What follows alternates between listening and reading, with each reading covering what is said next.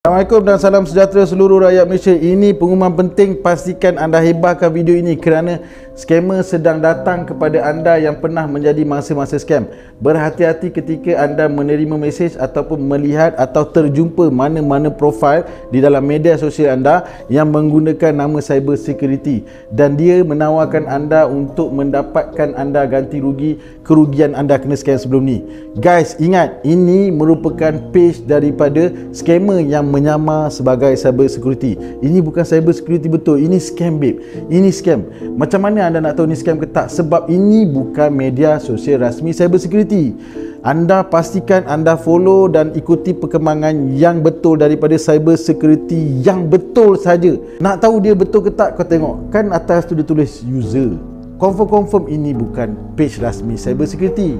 Dan skamer yang menyamar cyber security ini akan menawarkan anda bantuan untuk mendapatkan balik ganti rugi anda itu. Dia akan mesej, hello, terima kasih kerana menghubungi kami. Kami pakar dalam membantu mangsa memulihkan kerugian dengan cepat, selamat dan berkesan. Bagaimana kami boleh bantu?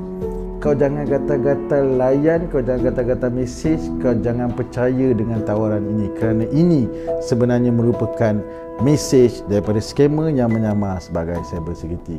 Tidak ada mana-mana agensi, syarikat ataupun NGO yang boleh memberi jaminan untuk mendapatkan duit ganti rugi atau duit kerugian anda kena scam. Tak ada. Kalau dia cakap dia boleh buat, dia itu merupakan scammer. Tidak ada man. Kalau boleh buat, aku dah lama buat. Duit kau yang kau masukkan dalam akaun kedai kau itu dah tak ada. Dah pergi ke luar negara. Macam mana nak dapat duit itu balik? So kalau ada lepas ni mana-mana pihak offer kata nak dapatkan duit balik, boleh dapatkan duit balik, kau jangan percaya mat. Apatah lagi, sebelum nak buat kerja tu dia akan minta anda buat bayaran terlebih dahulu. Kat situ anda kena scam sekali lagi dengan skamer yang menyamar sebagai cyber security. Mungkin lepas ni dia akan menyamar sebagai ejen PDRF atau dia mungkin menyamar sebagai Rahmat. Ingat, aku dah cakap, kalau kau kena scam, ada orang offer, jangan risau, aku boleh dapatkan duit tu balik. Dia itulah skamer. Apatah lagi, anda semua hanya berurusan melalui dalam online. Rahmat dah cakap, kan kau dah ada pengalaman kena scam. Rahmat dah cakap, jangan berurusan dalam online. Mana-mana orang, mana-mana pihak yang kau tak pernah jumpa. Apatah lagi ni, dalam online je, oh dia daripada cyber security, dia boleh offer. Kau senang je percaya Orang yang normal, sekali je dia kena scam, dia terhantuk, dia dah sedar tau.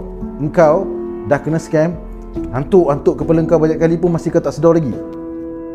Agensi kerajaan syarikat swasta nak saya hadir ke lokasi anda, kongsikan tips rahsia formula bagaimana untuk menjadi masyarakat bijak digital, belajar tentang keselamatan digital, elak menjadi mangsa scam. Saya tengok je handphone anda, saya boleh tahu ada scammer ke tak dalam handphone tu.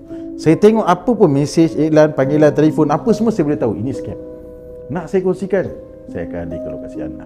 Tonton video-video saya, semuanya percuma. Anda boleh belajar daripada situ.